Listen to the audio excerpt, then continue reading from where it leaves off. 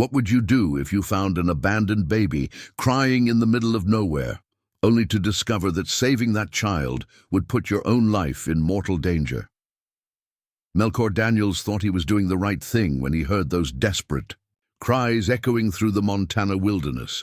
He had no idea that his act of compassion would soon have him staring down the barrel of a gun, fighting not just for the baby's life, but for his own survival.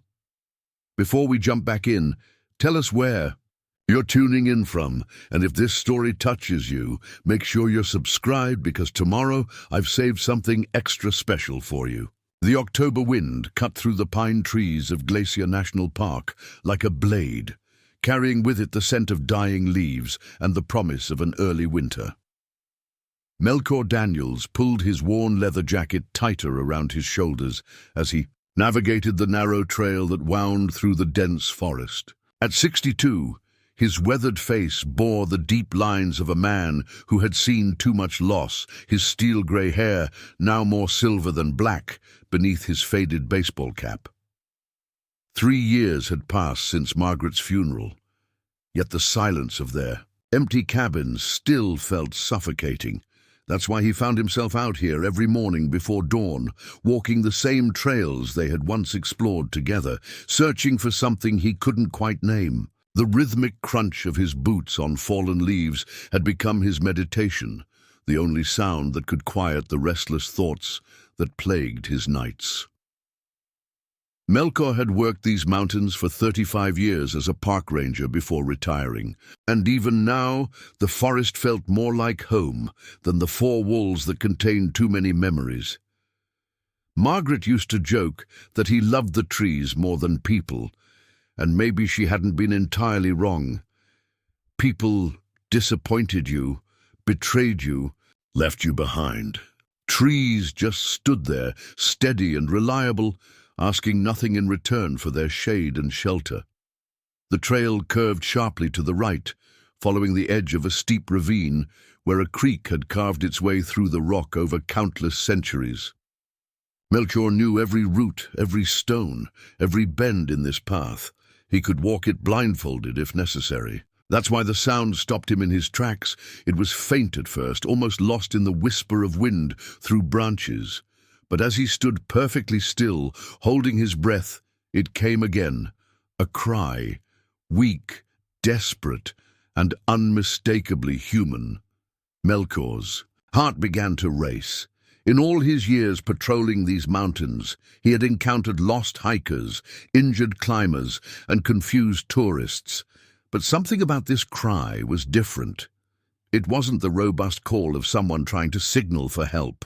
It was the thin, fragile wail of something much smaller, much more vulnerable. He stepped off the main trail, pushing through a thicket of mountain laurel that scratched at his jacket and caught on his jeans. The crying grew stronger, more urgent, coming from somewhere ahead and slightly below his position. Melchor moved carefully, testing each step on the uneven ground, his ranger instincts kicking in despite his retirement. The sound led him to a small clearing where an ancient oak tree stood like a sentinel, its massive trunk twisted and scarred by decades of harsh mountain weather. The crying seemed to be coming from the tree itself, and as Melchor approached, he noticed a large hollow in the trunk, about chest high, where lightning had struck years ago and the wood had rotted away. He peered into the hollow, and his breath caught in his throat. A baby. A tiny, red-faced infant wrapped in what looked like a dirty yellow blanket, lying in a nest of old leaves and debris. The child couldn't have been more than a few months old, its small fists waving frantically as it cried with the desperate intensity of hunger and cold. "Jesus Christ," Melchor whispered, reaching into the hollow without hesitation. The baby felt impossibly light in his large, calloused hands, and he could feel the fragile rib cage expanding and contracting with each labored breath. The blanket was damp with morning dew, and the child's skin felt cool to the touch. He cradled the infant against his chest, trying to shield it from the wind while his mind raced. Who would leave a baby out here? The nearest road was over 3 miles away, and the hiking trails weren't exactly popular with families carrying infants. This wasn't an accident or a case of someone getting lost. Someone had deliberately placed this child in the tree hollow. The baby's cries quieted slightly at the warmth of human contact, but Melchior could see that the situation was critical. The child needed food, warmth, and medical attention immediately. He began walking quickly back toward the main trail, his mind calculating distances and options. His truck was parked at the Pine Ridge trailhead, about 2 miles south. From there, it was another 20 minutes to the nearest hospital in Kalispell. As he walked, Melchior found himself talking softly to the baby, the way Margaret used to talk. To the injured animals they occasionally brought home during his ranger days. "It's okay, little one. You're safe now. We're going to get you somewhere warm, get you fed." The sound of his own voice surprised him. He hadn't spoken aloud in days. Baby was a girl, he realized, noting the tiny pink sleeper beneath the yellow blanket. Someone had dressed her, cared for her, at least initially. This wasn't a case of a newborn being abandoned immediately after birth. Someone had taken the time to clothe her, wrap her in a blanket. So why leave her in a tree in the middle of nowhere? Melchior's pace quickened as he considered the possibilities, none of them good. Domestic violence situations where mothers felt they had no choice. Drug-related scenarios where parents feared for their children's safety. Mental health crises that led to desperate decisions. He had seen it all during his years in law enforcement. The dark side of human nature that people preferred to pretend didn't exist. The trail seemed longer than usual, each step echoing with the weight of responsibility he now carried. The baby had stopped crying entirely, which worried him more than the noise had. Was she falling asleep?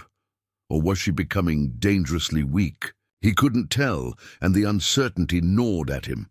When he finally reached his truck, Melchior realized he faced a new problem. He had no car seat, no proper way to secure an infant for the drive to town. In his ranger days, he would have called for an ambulance, but his radio was long gone, and his cell phone showed no signal in this part of the mountains. He made a quick decision, wrapping the baby more securely in his own jacket and holding her carefully against his chest while he drove. It wasn't safe, but neither was leaving her untreated in the cold any longer. The truck's heater worked overtime as he navigated the winding mountain roads, one hand on the wheel, the other supporting the tiny bundle against his body. The drive to Kalispell Regional Medical Center passed in a blur of pine trees and anxiety.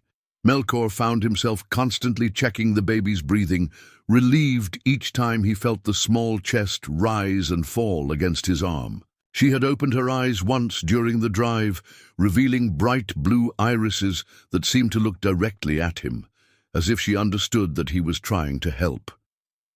The emergency room erupted into controlled chaos when Melchior walked through the automatic doors, carrying the infant. Nurses appeared immediately, taking the baby from his arms and whisking her away to an examination room while peppering him with questions he couldn't answer. Name, unknown. Age, perhaps 3 or 4 months. Medical history, none available. Parents, missing Dr. Sarah Chen, the attending physician, emerged from the examination room 30 minutes later with a cautiously optimistic expression. "She's dehydrated and undernourished, but stable," she told Melchior as they stood in the corridor. "No signs of physical abuse or serious medical issues. Someone was caring for this baby recently. Her clothes are clean, her diaper was changed.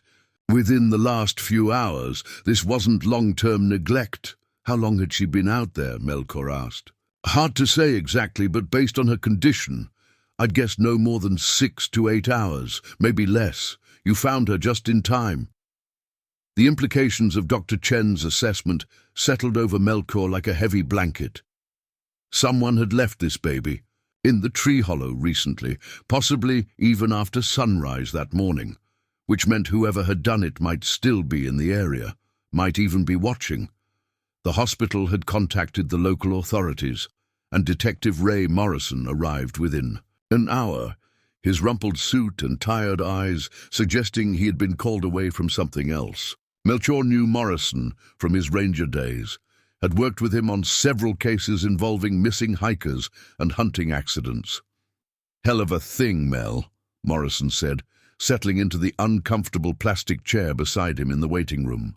"Tell me exactly what happened, start to finish." Melchior recounted the morning's events in detail, from his early morning walk to the discovery in the oak tree. Morrison took notes, asking occasional questions about timing, weather conditions, and whether Melchior had seen any other people or vehicles in the area. "You think someone's coming back for her?" Melchior asked when he finished his account. Morrison closed his notebook and rubbed his eyes. "Could be. Could also be someone who panicked, thought they were doing the right thing by leaving her somewhere she'd be found. Tree hollows have been used for centuries to leave unwanted babies. There's actually a term for it in folklore, but why there? That trail isn't exactly heavily traveled, especially this time of year." "Maybe they knew your routine," Morrison suggested. "You walk that trail every morning, don't you? Maybe someone was counting on you finding her?" The thought sent a chill down Melchior's spine. The idea that someone had been watching him, studying his habits, planning to use his morning walks as part of their scheme, felt like a violation. His quiet routine, his private grief, his solitary communion with the forest had somehow become part of someone else's desperate plan. "What happens now?" Melchior asked. "We investigate. Check missing persons reports, look for abandoned vehicles in the area, canvass the nearby campgrounds and motels. The baby goes into protective custody while we try to locate the parents or next of kin." Melchior nodded, but something twisted in his chest at the mention of protective custody. He had carried this child out of the wilderness, felt her heartbeat against his chest, and been the first person to offer her safety and warmth. The idea of her disappearing into the system, becoming just another case file, bothered him more than he expected. "Can I see her before I go?" he asked. Morrison raised an eyebrow but nodded. "Sure, she's still in the pediatric unit." Preparing and narrating this story took us a lot of time, so if you are enjoying it, subscribe to our channel. It means a lot to us. Now back to the story. The baby was sleeping when Melchior entered the room, lying in a hospital crib under warm blankets, an IV line running into her tiny arm. Her face had regained some color, and her breathing appeared steady and relaxed. A nurse was checking her chart nearby. "She's a fighter," the nurse said softly. "Dr. Chen thinks she should make a full recovery. You saved her life, you know." Melchior stared down at the sleeping infant, studying her features for the first time in good light. She had dark hair, barely visible fuzz on her small head, and those startling blue eyes that had looked at him in the truck. There was something about her face that seemed familiar, though he couldn't place why. "Has anyone come looking for her?" he asked the nurse. "Not yet, but it's still early. Sometimes it takes time for family members to realize someone's missing." As Melchior drove home that afternoon, the cab of his truck felt strangely empty without the small bundle he had carried. That morning, the silence that usually comforted him now seemed oppressive, filled with questions and possibilities he didn't want to consider. Back at his cabin, he found himself unable to concentrate on his usual afternoon activities. The book he was reading held no interest. The television offered nothing but noise, and even his workshop in the garage felt foreign and unwelcoming. He kept thinking about the baby's blue eyes, the way she had quieted when he held her, the trust implicit in her small hand grasping his finger. Margaret would have known what to do. She had always been better with people, better at understanding the complicated motivations that drove human behavior. She would have seen angels and possibilities that escaped him, would have asked the right questions and made the connections he was missing. But Margaret was gone, and Melchior was left to puzzle through this mystery alone, haunted by the feeling that finding the baby was just the beginning of something much more complicated and dangerous than a simple case of abandonment. As evening approached, he found himself drawn back to the kitchen window that looked out toward the forest. Somewhere out there in the gathering darkness were answers to questions he was only beginning to formulate. Who was this baby? Why had she been left in that particular tree on that particular morning? And most unsettling of all was someone still watching, waiting to see what would happen next. The October wind picked up again, rattling the windows and sending leaves swirling across his yard like ghostly dancers. Melchior pulled the curtains closed and tried to convince himself that tomorrow would bring clarity, that Detective Morrison would find the answers and the baby would be reunited with her family. But deep in his gut he knew this was far from over. In fact, he had the uncomfortable feeling that it was just beginning. The next morning brought news that changed everything. Detective Morrison called before 7, his voice tense with urgency. "Mel, we need to talk. Can you meet me at the diner? On Route 93, 20 minutes?" Melchior had been awake since 5, unable to shake the restless energy that had plagued him through the night. Coffee in hand, he drove through the early morning mist to Murphy's Diner, where Morrison was already waiting in a corner booth, nursing what looked like his 3rd cup of coffee. "We ran the baby's prints through the system," Morrison said, without preamble as Melchior slid into the opposite seat. "Got a hit on a missing persons report filed 3 days ago in Seattle. Baby girl named Emma Vasquez, 4 months old. Mother is Rachel Vasquez, 23 years old." "That's good news, right? We found the mother." Morrison's expression darkened. "That's where it gets complicated. Rachel Vasquez has been dead for 2 weeks. The words hit Melchior like a physical blow. Dead? How? Apparent suicide. Pills and alcohol found in her apartment by the landlord when she missed rent. The missing persons report was filed by her sister, who'd been trying to reach her. Morrison pulled out a manila folder and opened it carefully. Here's where it gets interesting. The sister, Maria Santos, swears Rachel would never have hurt herself, says she was terrified of someone and had been talking about running away with the baby. Melchior stared at the photograph Morrison slid across the table. It showed a young woman with dark hair and haunting blue eyes that he recognized immediately. The same eyes that had looked up at him from the baby's face in the hospital. Maria Santos filed a police report claiming Rachel was being stalked by the baby's father, Morrison continued. A man named Derek Kane. No record of domestic violence. Charges, but Santos says Rachel was afraid to involve police because Kane had connections, money, influence. What kind of connections? That's what we're trying to figure out. Derek Kane officially doesn't exist. No social security number, no driver's license, no employment records. It's like he's a ghost. Melchior felt a chill that had nothing to do with the morning air. Someone with that kind of setup isn't just dangerous, they're professional. My thoughts exactly. Morrison leaned forward, lowering his voice. There's more. The Seattle coroner's office is reopening Rachel's case based on new information. Seems the apartment was clean before the landlord found her, too clean, and the neighbors reported seeing a man in the hallway the night she died, but no one got a good look at him. The pieces of the puzzle began forming a picture that made Melchior's stomach turn. You think this Derek Kane killed Rachel and then what? Just left the baby in the woods to die? Or someone else took the baby and brought her here for a reason? Think about it, Mel. Of all the places in Montana to abandon a child, why that specific tree? Why a trail you walk every single morning? This feels orchestrated. The diner's familiar. Warmth suddenly felt oppressive. Melchior pushed his untouched coffee away, his appetite gone completely. You think I was set up? I think someone wanted that baby found by someone specific, someone who would care enough to save her, but who might not ask too many questions. Morrison closed the folder. How many people know about your morning routine? The question forced Melchior to consider something he had never thought about before. His walks weren't exactly secret, but they weren't public knowledge either.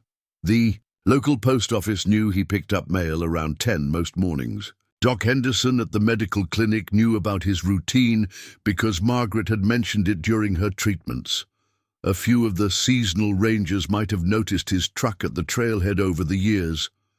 Not many, he admitted. Maybe a dozen. People at most.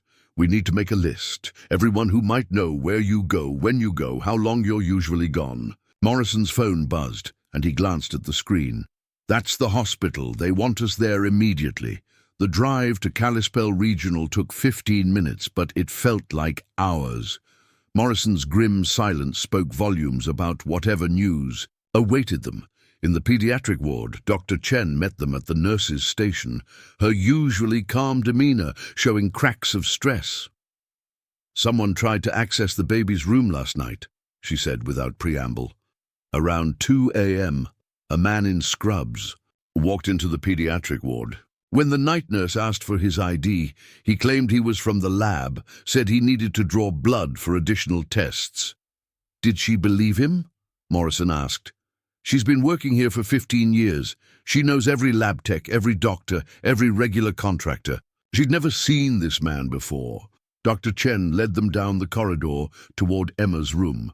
Security cameras caught him leaving through the emergency exit on the ground floor, clean footage of his face. They gathered around the security monitor, in the charge nurse's office, watching grainy black and white footage of a tall, lean man in his 30s walking purposefully through the hospital corridors. He had short dark hair, sharp features, and moved with the confident stride of someone accustomed to being in places he didn't belong. "Run this through facial recognition," Morrison told the security chief. "I want to know everything about this guy by noon." "Already did," the security chief replied, handing over a printout. "No matches in any database. Driver's license photos, criminal records, military service, nothing. It's like he doesn't exist." The same phrase Morrison had used to describe Derek. Kane. Melchior studied the photograph, memorizing every detail of the man's face. Somewhere in the back of his mind, a memory stirred, something just out of reach. "What's the security situation now?" Morrison asked Dr. Chen. "We've moved Emma to a different room and stationed security outside. But honestly, Detective, this is a hospital, not a fortress. If someone really wants to get to her—" She left. The sentence unfinished. Morrison was already reaching for his phone. "I'm calling Child Protective Services. We need to move her to a secure facility." "Wait," Melchior said, the word coming out louder than he intended. Both Morrison and Dr. Chen turned to look at him. What if that's exactly what they want? What if they're trying to force her into a system where she might be easier to access? "Do you have a better idea?" Morrison asked. The idea had been forming in the back of Melchior's mind since he first saw the security footage, but saying it out loud made it real, made it dangerous. "What if she stayed with me?" The silence that followed was deafening. "Doctor." Chen looked shocked, Morrison skeptical. "Mel, you're not a licensed foster parent. You have no experience with infants. And more importantly, if someone is actively hunting for this baby, your house would be the first place they'd look." "Would it?" Melchior challenged. "Think about it. If they wanted me specifically to find her, they probably don't expect me to. Keep her. They expect me to turn her over to authorities, let the system handle it. The last thing they'd anticipate is an old widower trying to play guardian." Morrison rubbed his temples, a gesture Melchior recognized from their years working together. It meant he was considering options he didn't like. Even if that made sense strategically, it's not legal. "I can't just hand over a ward of the state to a civilian." "What if it was temporary?" Dr. Chen interjected. Both men looked at her in surprise. "Emergency placement while you investigate. The court could grant temporary custody if there are credible threats to the child's safety in traditional foster care." "You'd support that medically?" Morrison asked. The baby is healthy enough for discharge, and frankly, Detective, I'm more worried about her safety here than I am about her medical needs. Someone tried to get to her once. They'll try again. The next few hours passed in a blur of paperwork, phone calls, and legal maneuvering. Judge Patricia Hawkins, a no-nonsense woman in her 60s who had presided over family court in Flathead County for 2 decades, agreed to an emergency hearing. By 3 o'clock that afternoon, Melchior found himself standing in a courtroom, raising his right hand to swear that he would protect and care for Emma Vasquez to the best of his ability. The drive home felt surreal. The baby sat in a borrowed car seat, awake and alert, seemingly fascinated by the passing scenery. Melchior had stopped at a pharmacy to buy formula, diapers, and other supplies, feeling overwhelmed by the sheer number of products designed for infant care. The clerk, a young mother herself, had taken pity on him and helped select the essentials. His cabin had never felt smaller. The rooms that had once seemed spacious now felt cramped and dangerous, full of sharp corners and potential hazards. He found himself seeing his home through the eyes of someone responsible for a tiny, helpless life, and the responsibility was terrifying. Emma's first feeding went better than expected. She took the bottle eagerly, her small hands grasping at his fingers while she drank. Afterward, she fell asleep in his arms, and Melchior found himself afraid to move, afraid to disturb the peaceful moment. But peace was an illusion. As evening approached, every sound outside made him tense. The wind in the trees became footsteps. The settling of the old cabin's wooden frame became someone trying to break in. He found himself checking the locks on doors and windows, multiple times, drawing curtains he usually left open, second-guessing every decision. At 9 o'clock, his phone rang. Unknown number. Hello? Silence on the other end, but not empty silence. Someone was there, listening, breathing. Who is this? Melchior demanded. The line went dead. He called Morrison immediately. Someone just called. Didn't say anything, but they were there. Could have been a wrong number. Could have been, but I don't think so. I'll have the phone company run a trace. In the meantime, keep your doors locked and your gun handy. Melchior's service weapon had been returned to the department when he retired, but he still had his personal rifle, a .30-06 he used for hunting.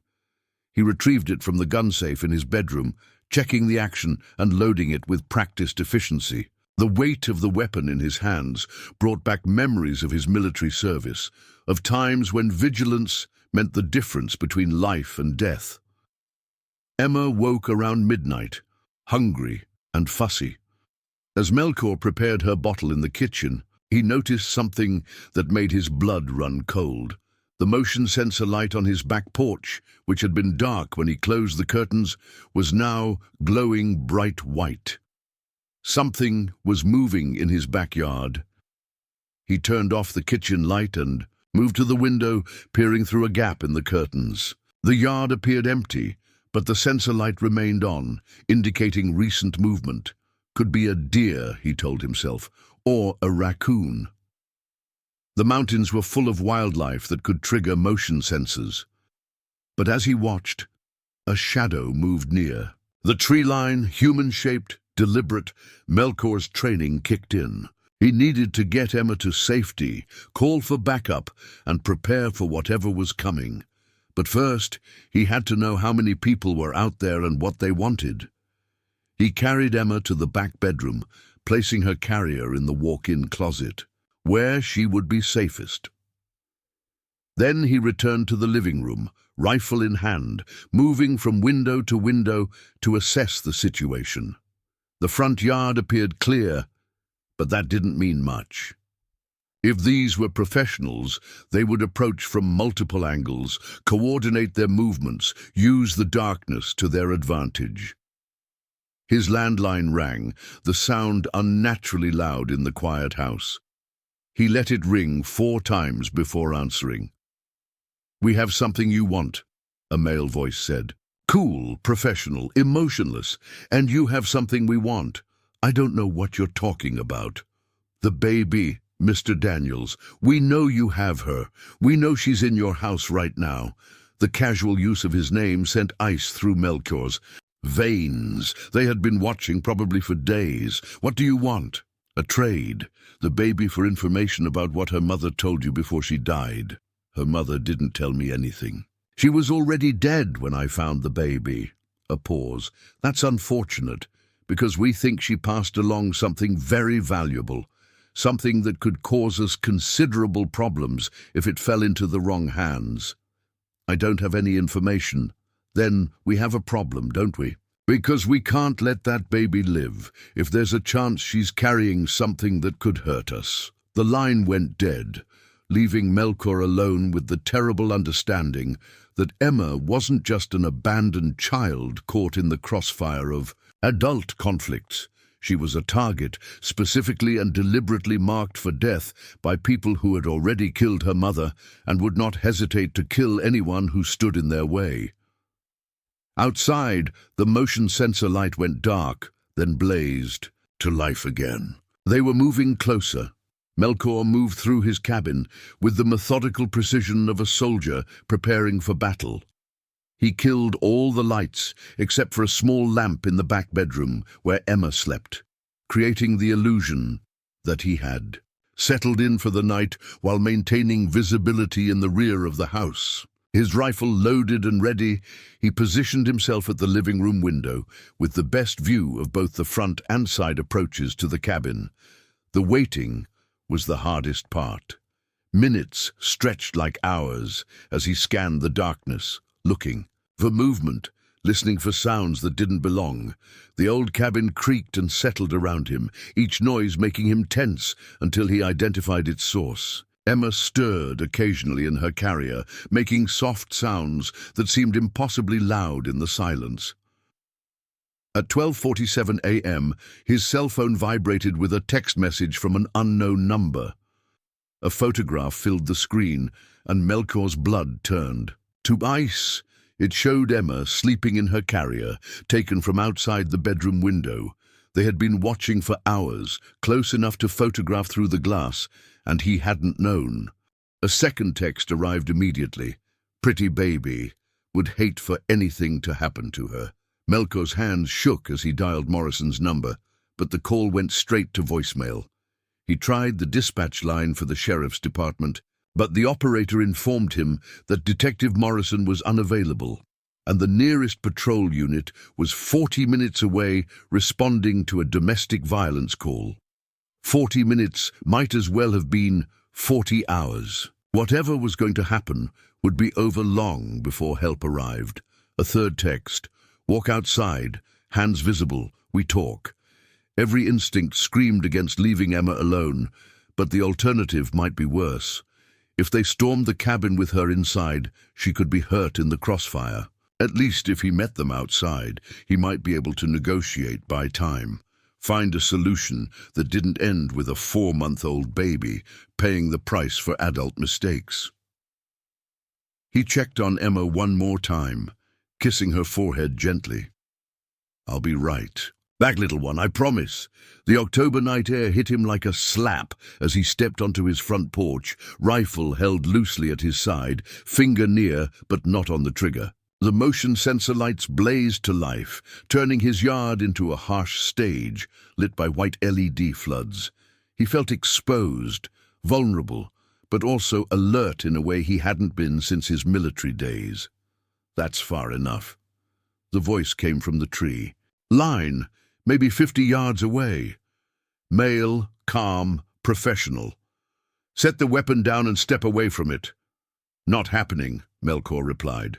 You want to talk? We talk as equals. A figure emerged from the shadows at the edge of his property. Tall, lean, moving with predatory grace. Even in the harsh artificial light, Melchior recognized him from the hospital security footage. The ghost who didn't exist in any database. You're Derek Kane, Melchior said. It wasn't a question.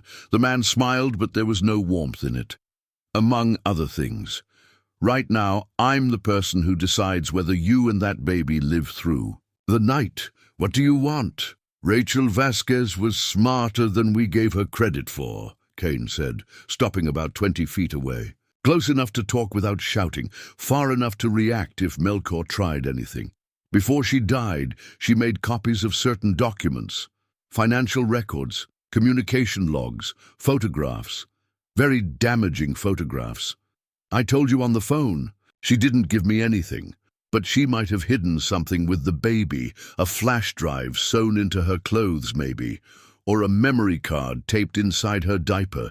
People get creative when they're desperate. The implication hit Melchior like a physical blow. You want me to strip search for a 4-month-old baby?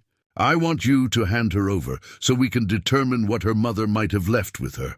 If we find nothing, the baby goes to a nice family. If we find what we're looking for, well, that depends on how cooperative you've been. And if I refuse? Kane's smile widened. Then we take her anyway, and you don't get to worry about what happens next. Movement in Melkor's peripheral vision caught his attention. Another figure was emerging from the woods on his left, this one carrying what looked like an assault rifle. A third person appeared near his truck, effectively cutting off any escape.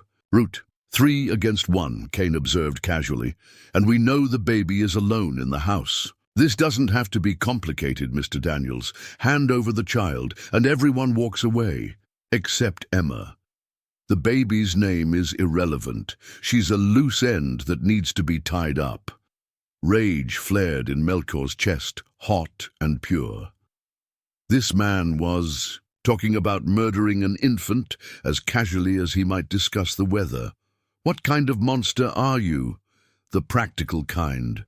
Rachel Vasquez thought she could blackmail the wrong people. She was mistaken. Now her mistake becomes your problem, but only if you make it one. The sound of a car engine in the distance made everyone freeze. Headlights swept across the trees as a vehicle turned onto Melkor's access road, still a quarter-mile away, but approaching fast. Kane spoke into a radio clipped to his collar. Package the situation, we're leaving. Wait, Melkor called out. Who's in those documents? What was Rachel trying to expose? But Kane was already melting back into the shadows, his people disappearing as quickly as they had appeared. By the time the sheriff's patrol car pulled into Melchior's driveway, the yard was empty, except for him standing alone with his rifle. Deputy Amanda Walsh emerged from the patrol car, hand resting on her service weapon. Mr. Daniels, we got a call about suspicious activity at this address. 3 armed men, Melkor said, pointing toward the tree line. They just left when they heard you coming. Deputy Walsh was young, maybe late 20s, but she approached the situation with professional caution.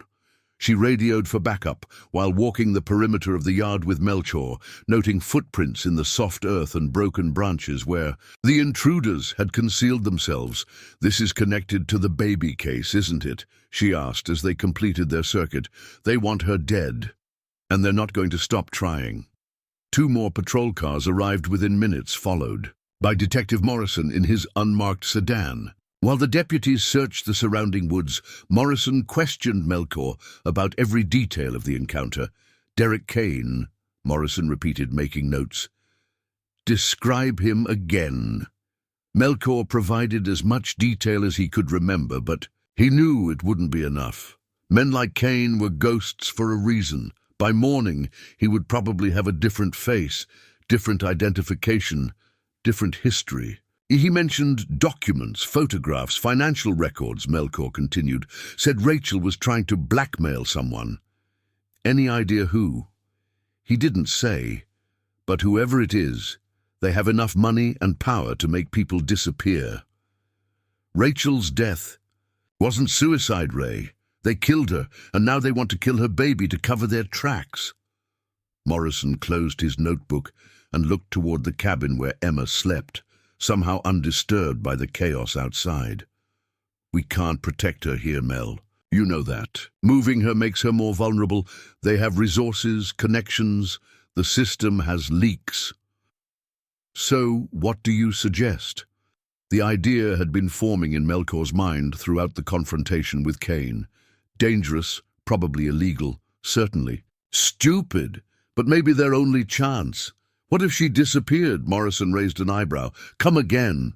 What if Emma Vasquez officially died? Car accidents, house fire, something that would make them think they won. Then we relocate her somewhere safe while you investigate these documents Rachel left behind. That's called faking a death, Mel. It's a felony. Multiple felonies, actually. It's also the only way to keep her alive. The two men stared at each other across 30 years of friendship and professional respect. Morrison was a by-the-book cop who had built his career on following proper procedures, but he was also a decent man who had seen too many innocent people, hurt by systems that moved too slowly and cared too little. Even if I agreed to something that insane, Morrison said slowly, where would you take her? These people have resources.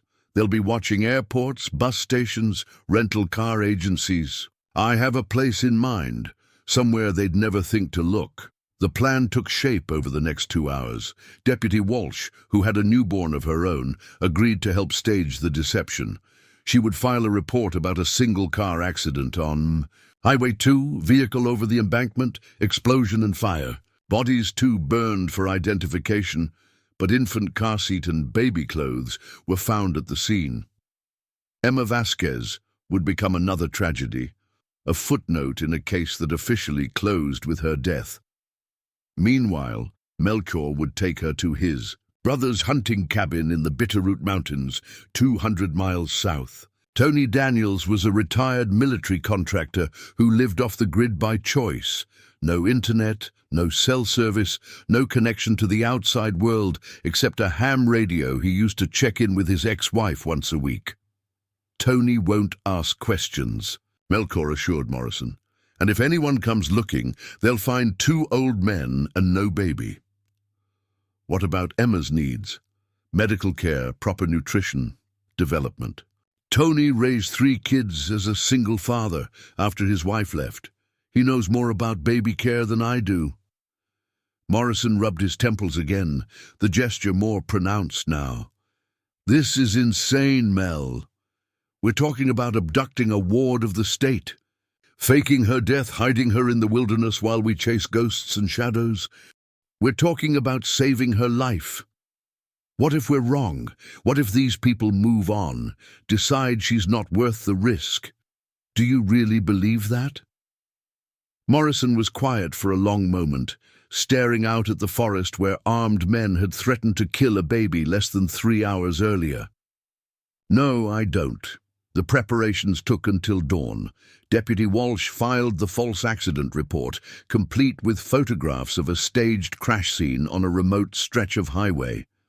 The local fire department, unaware of the deception, responded to reports of a vehicle fire and found exactly what they expected to find: twisted metal, scattered debris, and tragedy. Emma woke as Melchior was packing supplies for the journey, her blue eyes bright and alert in the morning light. She seemed to sense the tension in the air, studying his face with an intensity that was almost unsettling in someone so young. "We're going on a trip, little one," he told her softly as he changed her diaper and prepared her formula. "Somewhere safe, where no one can hurt you." She wrapped her tiny fingers around his thumb, holding on with surprising strength. The gesture felt like a promise, a commitment that went beyond temporary custody or legal obligations. Morrison arrived as Melchior, was loading his truck with baby supplies and enough provisions for an extended stay in the wilderness. "The story's already on the news," he reported. "Local woman and infant killed in tragic accident. Very sad, very final. Any reaction from our friends?" "Nothing yet, but they'll be watching. They'll want to confirm the bodies, check dental records, DNA if they can get access. We've got maybe 72 hours before they realize it's a fake. That's enough time to get her settled and for you to start digging into Rachel's background. Find those documents she mentioned." Morrison handed him a satellite phone. "Emergency use only. If you're compromised, if Emma gets sick, if anything goes wrong. But remember, they might be monitoring emergency frequencies. The drive south took 4 hours on back roads that wound through some of the most remote terrain in Montana. Emma slept most of the way, lulled by the motion of the truck and the steady rumble of the engine. Melchior found himself talking to her. As they drove, sharing stories about Margaret, about his years as a ranger, about the mountains they were passing through. Tony's cabin appeared around noon, a weathered log structure built into the side of a hill, almost invisible from the access road. Smoke rose from the chimney, and Melchior's brother emerged from the front door as the truck pulled up, his bearded face creased with curiosity and concern. "Hell of a thing, bringing a baby up here," Tony said after Melchior explained the situation. "But she'll be safe. Nearest neighbor is 15 miles away, and the only way in or out is that road you just came up." Tony was 65, 3 years older than Melchior, with the lean build and weathered hands of a man who had spent his life working outdoors. His cabin was spartanly furnished but comfortable, with a wood-burning stove, propane refrigerator, and solar panels that provided enough electricity for basic needs. "How long you planning to stay?" Tony asked as they unloaded supplies. "As long as it takes." "Could be months, Mel. You sure you're ready for that?" Melchior looked down at Emma, sleeping peacefully in her carrier, despite being surrounded by strangers in an unfamiliar place. Someone had tried to kill her last night. Someone had murdered her mother and would murder anyone who stood in their way. She had no one else to protect her, no one else to care whether she lived or died. "I'm sure," he said. But as evening approached, and the reality of their situation settled in, Melchior wondered if he had made a terrible mistake. They were isolated, cut off from help, dependent on his ability to care for an infant he barely knew. If Emma got sick, if their location was discovered, if any of a dozen things went wrong, they would all pay the price. The satellite phone remained silent on the cabin's kitchen table, but Melchior found himself staring at it, wondering what news Morrison might have, what progress he was making in the investigation. Somewhere out there, Derek Kane and his people were discovering that their problem hadn't been solved by a convenient accident. Somewhere out there, they were regrouping, planning their next move. The mountains that had always been Melchior's refuge now felt like a prison, beautiful but confining. Emma's safety depended on remaining hidden, but hiding felt like surrender. And deep in his gut, he knew that Derek Kane was the kind of man who never gave up, who would keep searching until he found what he was looking for. The war for Emma's life was far from over. In fact, it was just beginning. 3 days into their mountain exile, the satellite phone finally rang. Melchior grabbed it on the first ring, not wanting to wake Emma, who had just fallen asleep after a fussy afternoon of teething. "We've got problems," Morrison's voice crackled through the static. "Big problems." Melchior stepped outside onto Tony's porch, keeping his voice low. "They figured out the accident was staged. Worse, we know who Derek Kane really is and why Rachel Vasquez had to die." The line went quiet, except for atmospheric interference. Tony emerged from the cabin, rifle in hand, automatically scanning. The tree line, 3 days in the wilderness, had sharpened all their instincts. "His real name is Derek Castellanos," Morrison continued. "Former CIA operative, went private about 5 years ago. Works for a company called Apex Solutions, which is a front for off-the-books operations. The kind of stuff that never makes it into official reports." Melchior felt his stomach drop. What kind of operations? Corporate espionage? Political assassination? Evidence elimination? They're the people you call when a problem needs to disappear permanently. Morrison's voice carried a weight that spoke to the gravity of their situation. Rachel Vasquez wasn't just some random woman he got involved with. She worked for Pinnacle Financial, a hedge fund based in Seattle. Let me guess. Pinnacle Financial is connected to Apex Solutions. Deeper than that. Pinnacle is owned by Vincent Torres, who also owns Apex. Rachel had access to financial records showing that Torres has been using Apex to eliminate whistleblowers, silence journalists, and cover up securities fraud worth millions. The pieces of the puzzle were falling into place, creating a picture that made Melchior sick to his stomach. She was gathering evidence. For 2 years. Bank records, communication logs, photographs of meetings between Torres and government officials. She documented everything, building a case that could bring down not just Torres, but a dozen politicians and business leaders who've been using his services. And Derek found out. Derek was sent to handle the situation quietly, seduce her, find out what she knew, eliminate the evidence and the witness. But Rachel was smarter than they anticipated. She copied everything and hid it before Derek could get to her. Melchior watched Tony position himself at the corner of the cabin, maintaining visual contact with the access road. 3 days of isolation had made them all paranoid, but maybe paranoia was appropriate when dealing with professional killers. Where did she hide it? That's the million-dollar question. We've been through her apartment, her car, her office computer.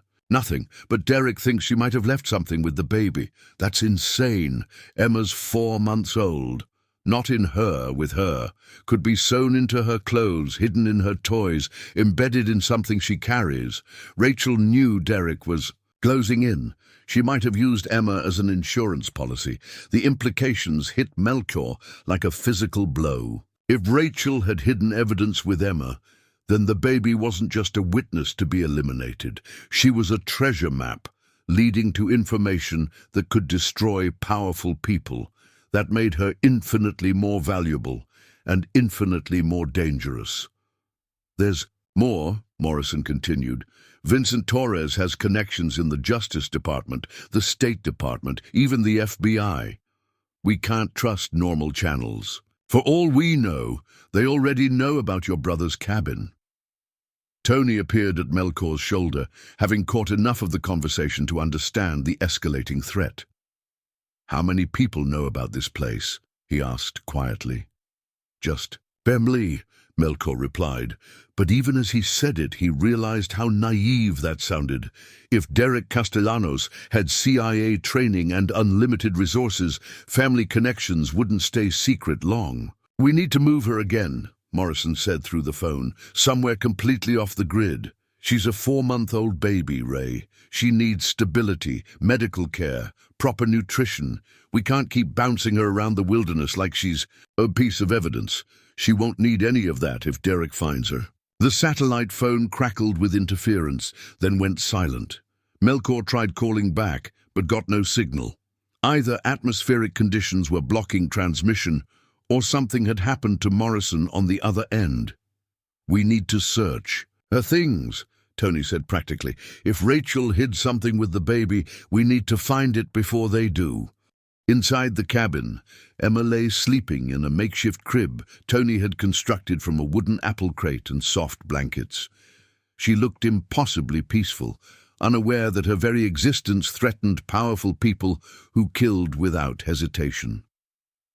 Melchior gathered her belongings, the clothes she'd been wearing when he found her, the yellow blanket, a small stuffed rabbit that had been in her carrier.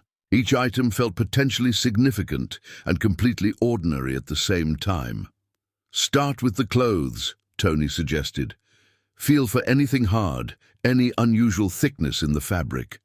They examined every seam, every fold, running their fingers along the material, looking for hidden pockets or sewn-in objects.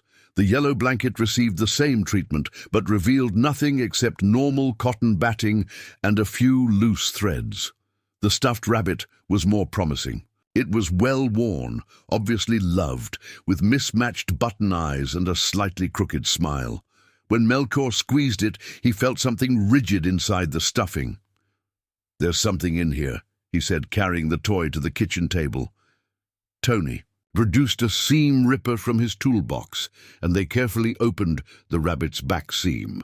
Inside the stuffing, wrapped in a small plastic bag, was a micro SD card no bigger than a fingernail. "That's it," Melchior breathed. That's what they're looking for. Tony examined the card under a magnifying glass. Professional-grade storage. Could hold gigabytes of data. Can we see what's on it? Not here. No computer, remember? We'd need to get to town, find an internet cafe or library. The sound of a helicopter in the distance made both men freeze. It was still far away, but growing louder, approaching from the south. In this remote area, helicopter traffic was virtually non-existent. Could be search and rescue, Tony said, but his voice carried no conviction. Or it could be them. They moved quickly, gathering Emma and her supplies, while the helicopter noise grew stronger. Tony grabbed his emergency backpack, already loaded with survival gear, while Melchior bundled the baby into a carrier designed for hiking. "Where do we go?" Melchior asked as they prepared to leave the cabin. "There's an old mining camp about 3 miles north, been abandoned for 60 years, but the buildings are still intact. If we can get there without being seen, we can wait out whatever's coming." The helicopter appeared over the southern ridge as they slipped out the cabin's back door. It was black, unmarked, moving in a search pattern that suggested the pilot knew exactly what area to examine. Professional, military precise, nothing like the random flight path of a lost aircraft or emergency response. Tony led them into the forest, following game trails that were invisible to untrained eyes. Emma stayed remarkably quiet, as if she sensed the danger around her. The trees provided cover from aerial observation, but also limited their ability to see the helicopter's movements. 20 minutes into their hike, the sound of the aircraft changed, becoming stationary rather than mobile. It had landed, probably at Tony's cabin. Soon there would be people on the ground, tracking them through the forest. "How much farther?" Melchior whispered. "1.5 miles, but we need to move faster." The abandoned mining camp materialized out of the forest like a ghost town. 4 wooden buildings in various states of decay, connected by overgrown paths and rusted mining equipment. Tony led them to the most intact structure, a bunkhouse with most of its roof still attached. Inside, shafts of sunlight filtered through gaps in the walls, illuminating a space that had once housed dozens of miners. Now, it was empty, except for a few broken cots and the detritus of decades of abandonment. "We wait here until dark," Tony said, settling into a corner with good sightlines to the door and windows. "Then we figure out our next move." Emma needed feeding, but they couldn't risk heating her formula. Cold milk was better than no milk, and she accepted the bottle without complaint, her blue eyes watching Melchior's face, as if memorizing his features. "She trusts you," Tony observed. "Most babies that age would be crying constantly in a situation like this. Maybe she knows I won't let anything happen to her.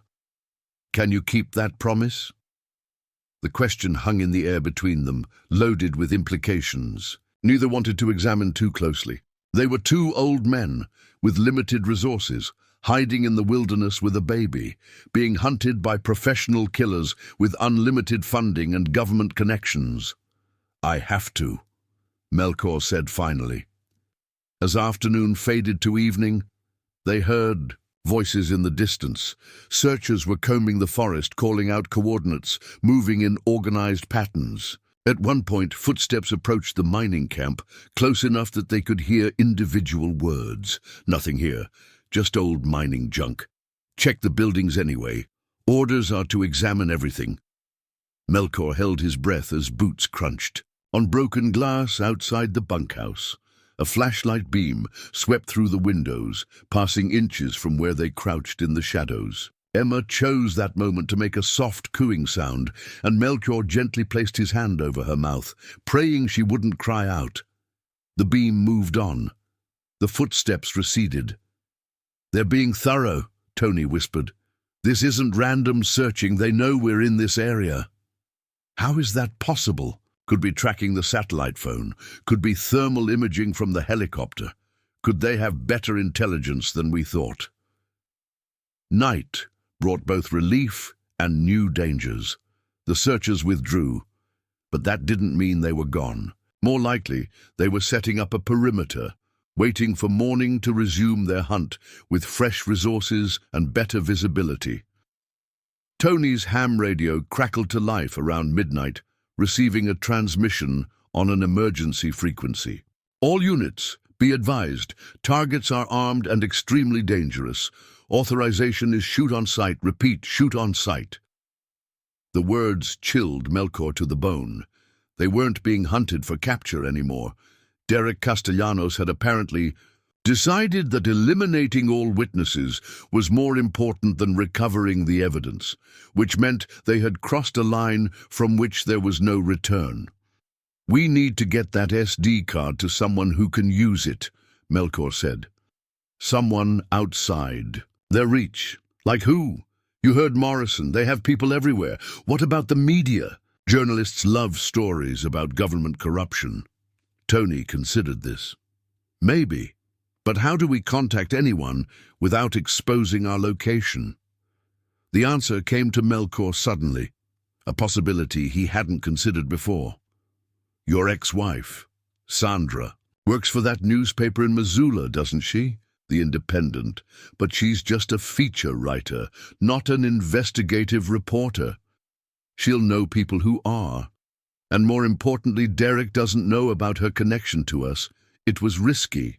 But everything they did now was risky. The alternative was spending the rest of their lives running, assuming they lived long enough to have a rest of their lives. "I can reach her on the ham radio," Tony said. "But once we make contact, we have to move immediately. They'll triangulate. The signal." "Do it." Tony began transmitting on a frequency he and Sandra had used for years, calling her by the code name they'd established when he first moved to the mountains. It took 20 minutes to reach her, and another 10 to explain the situation in terms vague enough to avoid detection by anyone monitoring emergency frequencies. Sandra Kellerman was a practical woman who had survived 20 years of marriage to Tony and another 10 years of amicable divorce. When he told her they needed help with a story that could bring down corrupt officials, she didn't ask unnecessary questions. "Bring what you have to the newspaper office," she transmitted back. "I'll contact our investigative team." "Can't do. And that, too dangerous. We need a dead drop." They arranged to meet at a remote rest stop on Highway 200, 50 miles south of their current position. Sandra would bring a laptop computer and upload the contents of the SD card to secure servers maintained by the newspaper's IT department. As they prepared to leave the mining camp, Emma began crying for the first time since their ordeal began. Not the soft fussing of hunger or discomfort, but the sharp, panicked wail of an infant in genuine distress. "She's burning up," Melkor realized, feeling her forehead. "She has a fever." The timing couldn't have been worse. They needed to move, needed to stay ahead of their pursuers, needed to get the evidence to safety. But Emma was sick, possibly seriously ill, and moving her in this condition could be dangerous. "We don't have a choice," Tony said grimly. "If we stay here, they'll find us by morning. If we move her while she's sick, we might lose her anyway." Melkor looked down at the crying baby, her face flushed with fever, her small body shaking with each sob. 3 days ago, she had been a stranger, a responsibility thrust upon him by circumstances. Now she felt like family, like the daughter he and Margaret had never been able to have. "We take her to Sandra," he decided. "She'll know what to do." But as they gathered their gear and prepared to venture back into the dangerous night, Melkor couldn't shake the feeling that they were walking into a trap. Derek Castellanos was too smart, too well-trained, too well-funded to be fooled by their amateur attempts at evasion. Somewhere in the darkness, professional killers were waiting for them to make exactly this kind of mistake. The journey to the highway rest stop became a nightmare of fever-induced crying and desperate attempts to remain invisible. Emma's temperature spiked as they descended through the mountain forests, and nothing Melkor tried seemed to comfort her. Her wails echoed through the darkness, a beacon that could guide their hunters straight to them. "We need to get her to a hospital," Melchior said, as they paused near a stream to let Emma drink some water from a bottle cap. Hospital means records. Questions, exposure, Tony replied, but his weathered face showed the same concern. Soon as we walk into an emergency room, they'll know exactly where we are. She could die from this fever. She'll definitely die if Derek finds her. They pressed on through the night, following deer paths and abandoned logging roads that Tony knew from decades of hunting these mountains. The rest stop on Highway 200 was still 12 miles away, and Emma's condition was deteriorating with each passing hour. At 3 a.m., they reached an old Forest Service cabin that had been abandoned for years. Tony forced the door, revealing a single room with a wood stove and basic furniture covered in dust and mouse droppings. It wasn't much, but it offered shelter while they assessed Emma's condition. "Look at this," Tony said, examining a thermometer he'd found in a first aid kit. 103.5. That's dangerous in a baby this young. Melchior held Emma against his chest, feeling the heat radiating from her small body. Her breathing was shallow and rapid, and she had stopped crying, which somehow felt worse than the constant wailing. "There's aspirin in the kit," Tony said, "but I don't know the dosage for infants. Too risky. We could poison her trying to help." The sound of vehicles on the distant highway reminded them that dawn was approaching, and with it increased traffic that could provide cover for their final approach to the meeting point. But it also meant Derek's people would be repositioning, setting up new search patterns based on their projected movements. Tony's ham radio crackled with Sandra's voice at 4:30 a.m. "Package delivery delayed. Roadblocks on Highway 200, State Police. Checking every vehicle." The news hit them like a physical blow. If Derek had enough influence to mobilize state law enforcement, their situation was even worse than they'd imagined. "Alternative location," Tony transmitted back. "Negative. Too dangerous. Suggest abort." But aborting wasn't an option. Emma needed medical attention immediately, and the evidence on the SD card was their only leverage against the people hunting them. Without it, they would spend the rest of their lives running, assuming Emma survived her current crisis. "New plan," Melchior said, studying Tony's topographical map by flashlight. "There's a small airstrip near Hamilton, about 30 miles south. Private planes, no commercial traffic, minimal security. You thinking of stealing an airplane?" "I'm thinking of calling in a favor." Melchior explained his idea as they prepared to leave the cabin. Jake Hoffman, a former Army pilot who now ran charter flights for hunters and fishermen, owed Melchior a significant debt from his ranger days. 5 years ago, Jake had crashed his Cessna in bad weather, and Melchior had risked his own life to reach the wreckage and extract Jake with a broken back and internal injuries. "Jake operates out of that airstrip," Melchior continued. "He's got a plane that can reach Seattle in 2 hours, and more importantly, he's not connected to law enforcement databases." "That's a lot of assumptions, Mel. What if he won't help? What if Derek's people are watching the airstrip? What if Emma doesn't survive the flight? What if we do nothing and she dies anyway?"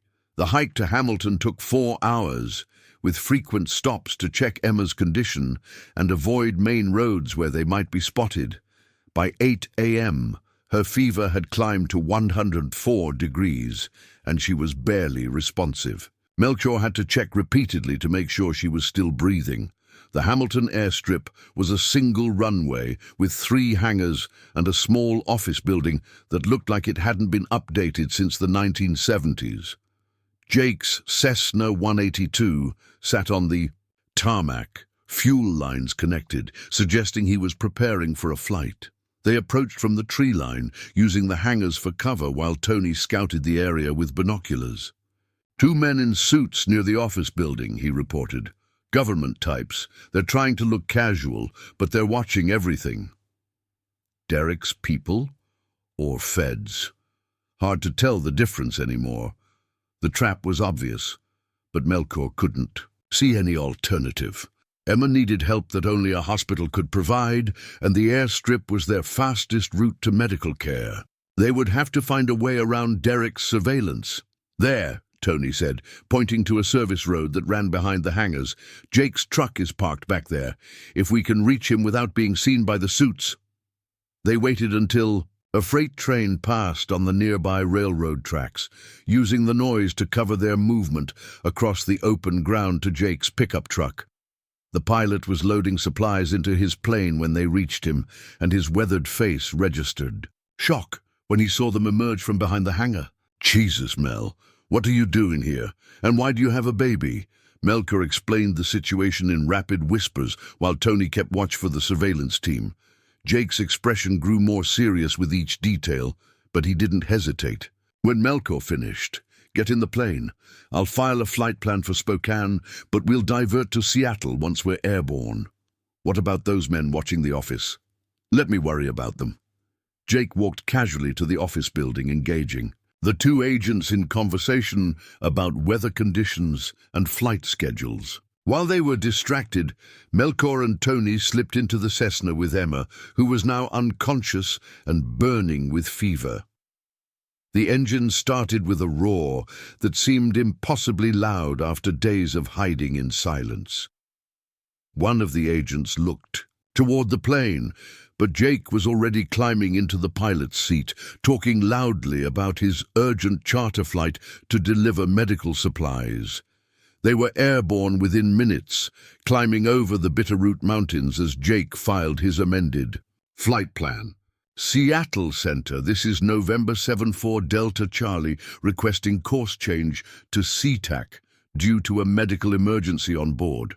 The response was immediate clearance, with instructions to contact approach control for priority landing. But as they leveled off at cruising altitude, Jake's expression darkened. "We've got company," he said, pointing to a black helicopter that had appeared off their starboard wing. "Military bird, flying formation with us." The helicopter maintained position for 20 minutes, close enough that they could see the pilot and passenger through the cockpit windows. Then Jake's radio crackled with an unfamiliar voice. "Cessna, November 74 Delta. Charlie, you are ordered to divert to Malmstrom Air Force Base immediately. Acknowledge." "Like hell," Jake muttered, but he keyed the microphone. "Unable to comply. Medical emergencies on board require immediate hospital attention. Cessna, November 74 Delta Charlie. Failure to comply will result in forced landing.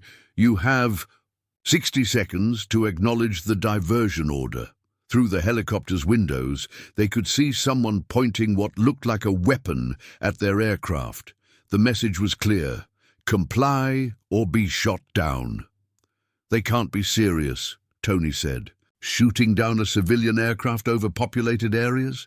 These people killed a young mother and tried to murder her baby," Melker replied.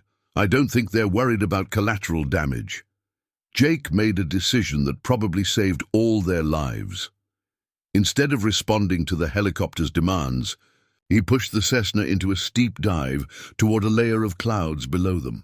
The helicopter tried to follow, but the smaller aircraft was more maneuverable, and Jake used every trick he'd learned in 20 years of flying mountain terrain. "Harborview Medical Center has a helicopter pad," Jake shouted over the engine noise. As they broke through the clouds, "I can put us down there in 10 minutes. But the black helicopter was still pursuing them, now joined by a second aircraft that had appeared from the south. Their window of opportunity was closing rapidly. "There," Melker said, pointing toward the Seattle skyline. "That building with the red cross, that's Harborview." Jake brought the Cessna down in a controlled crash landing on the hospital's parking garage roof, the landing gear collapsing on impact, but the cabin remaining intact. Emergency personnel were already responding to the noise, and within minutes, Emma was being rushed into the trauma center. "Severe dehydration and bacterial infection," Dr. Martinez explained an hour later. As they waited in the pediatric ICU, "Another few hours and we would have lost her, but she's responding well to antibiotics and IV fluids." Through the hospital window, Melker could see police cars and unmarked vehicles surrounding the building. Derek's people had found them again. But at least Emma was safe for the moment. "We need to get that SD card to Sandra," Tony said, "before they figure out a way to get us in here." "Hospital security won't keep them out forever," Melchior agreed. "But maybe we don't need forever." He pulled out his cell phone and dialed Sandra's number, hoping the call wouldn't be traced before he could explain the situation. She answered on the second ring, her voice tense with worry. "We're at Harborview Medical Center," Melchior said without preamble. "The package is here, but we're surrounded. Can you bring your computer to us?"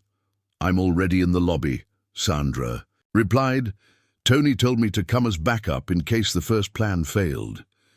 20 minutes later, Sandra Kellerman appeared in the pediatric ICU, carrying a laptop computer and a determined expression that reminded Melchior why Tony had married her in the first place. She was a small woman in her 50s, with silver hair and intelligent eyes that missed nothing.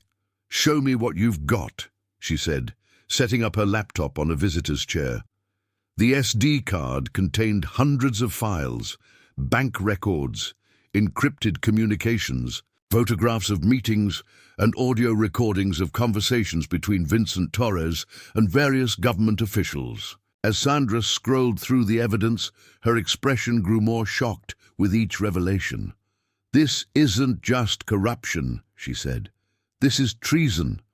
Torres has been selling classified information to foreign governments using Apex solutions, to eliminate witnesses and bribing senators to block investigations. Can you get it to your newspaper safely? Better than that. I can get it to 6 newspapers simultaneously, plus the FBI's Internal Affairs Division and the Senate Ethics Committee." Her fingers flew over the keyboard, uploading files to secure servers around the world. By tomorrow morning, this story will be front-page news everywhere. Through the ICU window, Melchior saw Derek Castellanos enter the hospital lobby, flanked by 2 men in suits. They were talking to the security guard, probably showing federal credentials that would give them access to the entire building. "How much more time do you need?" Melchior asked Sandra. 5 minutes for the upload, maybe 10 to verify everything transmitted correctly." "We don't have 10 minutes. Derek and his team were in the elevator now, heading up. Hospital security wouldn't stop them. They probably had legal authority to be here, at least on paper. "Tony, take Sandra and the computer. Get to the stairwell and keep uploading. I'll buy you time." "Mel, you can't face them alone. I won't be alone." Melchior looked toward Emma's room, where she lay sleeping peacefully for the first time in days. "I'll have the best possible motivation." As Derek's elevator reached their floor, Melchior positioned himself between the ICU entrance and Emma's room. He was unarmed, outnumbered, and completely outmatched. But he was also a man who had found his purpose again, after 3 years of aimless grief. The elevator doors opened, and Derek Castellanos stepped out, his cold eyes scanning the pediatric ward until they fixed on Melchior. "Mr. Daniels," Derek said, with that same emotionless smile, "you've led us quite a chase, but it's over now." "The evidence is already public," Melchior lied. "Killing us won't change anything." "Perhaps, but it will make me feel better." Derek's hand moved toward his jacket, but before he could draw his weapon, alarms began sounding throughout the hospital. Emergency lights flashed, and automated announcements echoed through the corridors. "Security breach. All units respond to basement level. Security breach." Derek's radio crackled with urgent transmissions. His backup team in the lobby was under attack by federal agents, and the building was being surrounded by FBI SWAT teams. "Looks like someone believed our story," a familiar voice said from behind Derek. Detective Morrison emerged from the stairwell, flanked by agents wearing FBI windbreakers. His normally rumpled appearance was replaced by tactical gear and a grim expression of professional satisfaction. "Derek Castellanos, you're under arrest for conspiracy, murder, and violations of federal anti-terrorism statutes." As Derek was led away in handcuffs, Morrison explained how the morning's events had unfolded. Sandra's upload had reached the FBI's Internal Affairs Division while they were still in flight, triggering an immediate investigation that had moved with unprecedented speed. Vincent Torres was arrested at his Seattle office 2 hours ago, Morrison said, along with 3 senators, a federal judge, and the deputy director of the CIA. This is the biggest corruption scandal in decades. What happens to Emma now? That's up to the family court to decide, but given what she's been through and who saved her life, I suspect they'll listen to any recommendations you might have. Melchior looked through the window at Emma, who was sleeping peacefully in her hospital crib, finally safe from the people who had wanted her dead. Her fever had broken, her color was returning to normal, and she looked like what she was, an innocent child who deserved a chance to grow up without fear. "I'd like to adopt her," he said.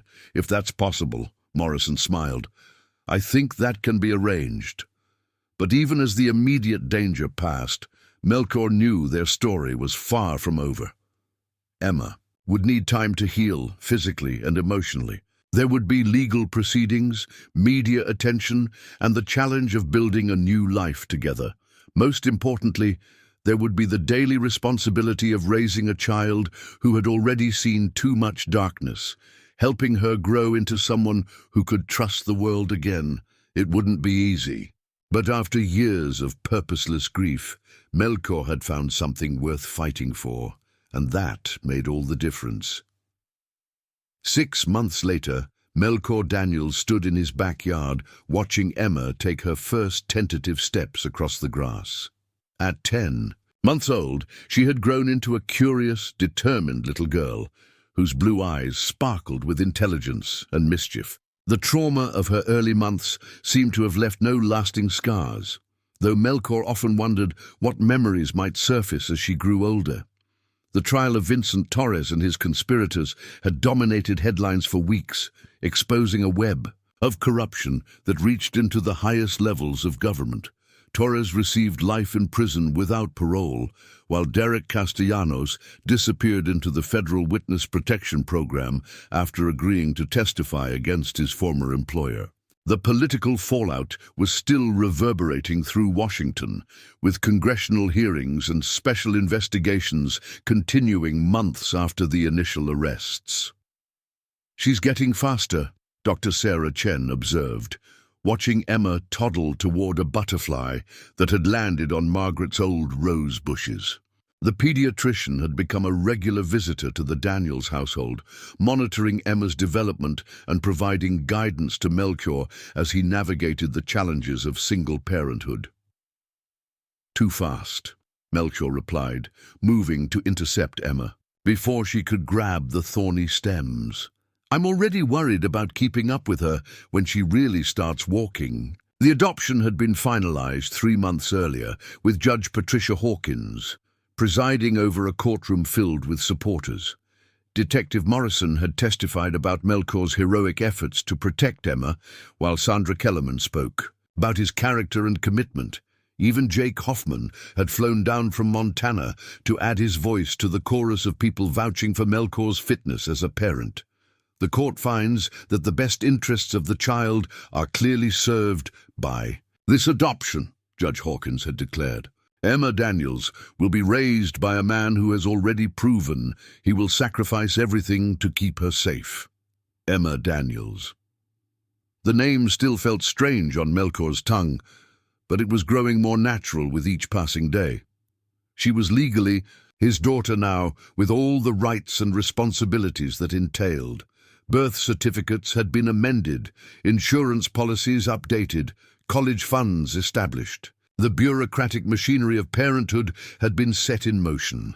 But the real work of being a father happened in moments like this, watching her discover the world one careful step at a time. Melchior had never realized how exhausting it could be to see everything through the eyes of someone experiencing it for the first time. Dandelions were fascinating, cardboard boxes were magical. The neighbor's dog was simultaneously terrifying and wonderful. Any word from Rachel's sister? Doctor. Chen asked as they settled into chairs on the porch while Emma played with a set of plastic blocks. Maria visits once a month, Melchior replied. She was worried at first about Emma living with a stranger, but I think she's come around. She even said Emma has Rachel's stubbornness. The relationship with Maria Santos had been delicate at first. As Rachel's only surviving family member, she had legal standing to contest the adoption if she chose to. But when she saw how Emma responded to Melchior, how comfortable and secure the baby seemed in his care, her objections had melted away.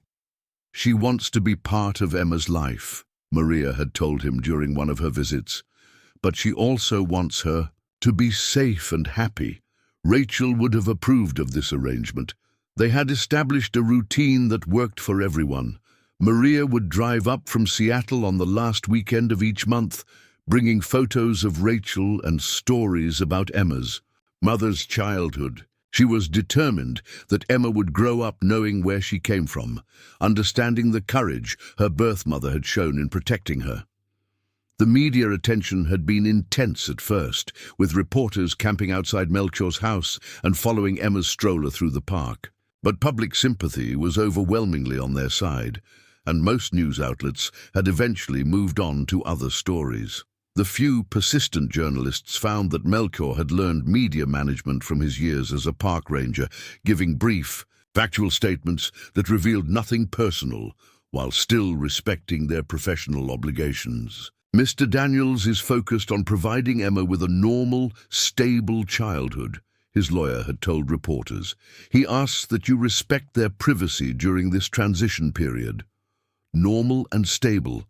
Those had become Melchior's guiding principles. As he learned to be a father at 62, Emma needed routine, predictability and security after the chaos of her early months. So they established patterns.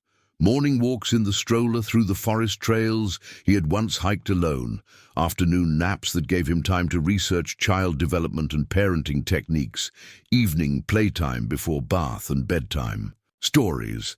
The house had been transformed to accommodate its newest resident. Baby gates blocked the stairs, outlet covers protected electrical connections, and soft corner guards had been installed on every sharp edge. Margaret's sewing room had become Emma's nursery, painted in soft yellows and greens with hand-carved wooden toys that Tony had made during his visits. Tony had surprised everyone by taking to his new role as surrogate grandfather with enthusiasm. He drove down from his mountain cabin every few weeks, teaching Emma wilderness skills that wouldn't be useful for years, but delighted him to demonstrate.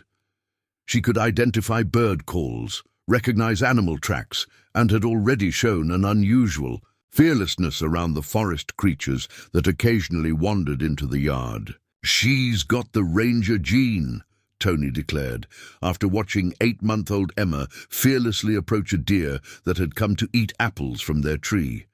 "Just like her old man."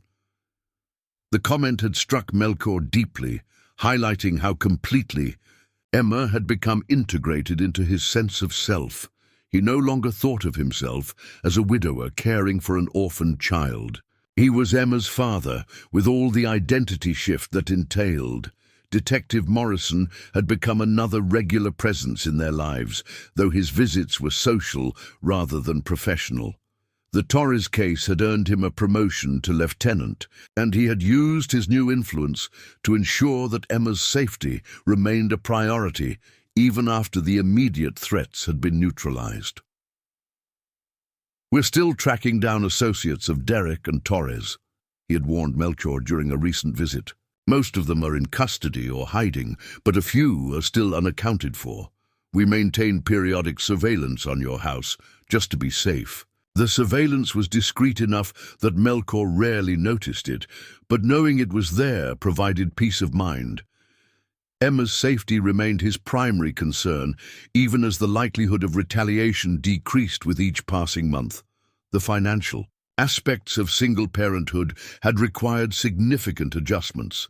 Melchior's pension and retirement savings were adequate for a simple lifestyle, but raising a child involved unexpected expenses that seemed to multiply daily. Diapers, formula, clothes that were outgrown every few months, medical expenses and childcare for the occasions when he needed to leave her with someone else. Dr. Chen had connected him with a support group for older adoptive parents, and he had been surprised to discover how many people faced similar challenges. There was comfort in sharing experiences with other parents who were learning to change diapers in their 60s, discussing preschool options while dealing with their own aging bodies, and navigating the complex emotions of becoming a parent later in life. The hardest part isn't the physical demands, another group member had observed. It's knowing you might not live to see them graduate college, get married, have children of their own. The comment had haunted Melchior for weeks, forcing him to confront mortality in ways he had avoided since Margaret's death. He was 62, reasonably healthy, but realistically had perhaps 20 good years left. Emma would be 20 when he was 82, assuming he lived that long. The realization had prompted him to make careful legal and financial arrangements. Trust funds had been established, guardianship documents prepared, and detailed instructions left for Emma's care if something happened to him. Maria Santos had agreed to serve as backup guardian, while Tony would provide the wilderness wisdom that Melchior considered essential to Emma's education. But dwelling on such distant possibilities felt counterproductive when there was so much immediate joy to experience. Emma's first word had been "Dada," spoken while he was changing her diaper one morning. Her first laugh had come when he made silly faces during feeding time. Her first successful step had been toward him, arms outstretched for balance and encouragement. Each milestone felt like a victory, not just for Emma, but for both of them. They were building a relationship from scratch, learning to trust and depend on each other in ways that felt both natural and miraculous. The anniversary of finding Emma in the tree hollow had passed quietly, marked only by a private moment of gratitude that Melchior shared with Margaret's photograph. He often wondered what his wife would think of their unconventional family, but he felt certain she would approve. Margaret had always believed that love created families, not genetics or legal documents. She would have adored Emma, he told Dr. Chen, as they watched the little girl stack blocks with intense concentration. Margaret always said our house was too quiet. It's certainly not quiet now, Dr. Chen observed, as Emma knocked over her tower and clapped with delight at the resulting crash. The noise was welcome. For 3 years after Margaret's death, the silence had been oppressive, a constant reminder of loss and loneliness. Now the house rang with baby laughter, crying, and the endless chatter of someone learning to communicate with the world. Emma had started daycare 2 days a week, giving Melchior time to handle errands and appointments that were difficult to manage with a toddler in tow. The separation had been harder on him than on her, he admitted. She adapted quickly to the social environment, while he found himself counting minutes until pickup time. She's remarkably well adjusted, the daycare director had told him after Emma's first week. Children who've experienced early trauma often have difficulty trusting new adults, but Emma seems completely secure in her attachments. The comment had been both reassuring and sobering. Emma had experienced trauma, even if she couldn't remember it consciously. Her mother had been murdered. She had been abandoned in the wilderness, and her first months of life had been marked by danger and uncertainty. Yet somehow she had emerged from those experiences with her capacity for trust and joy intact.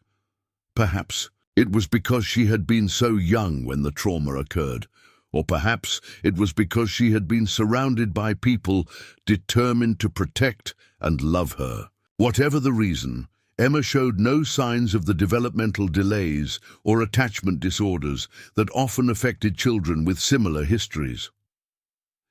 As evening approached, Melchior carried a tired Emma inside for her bath and bedtime routine.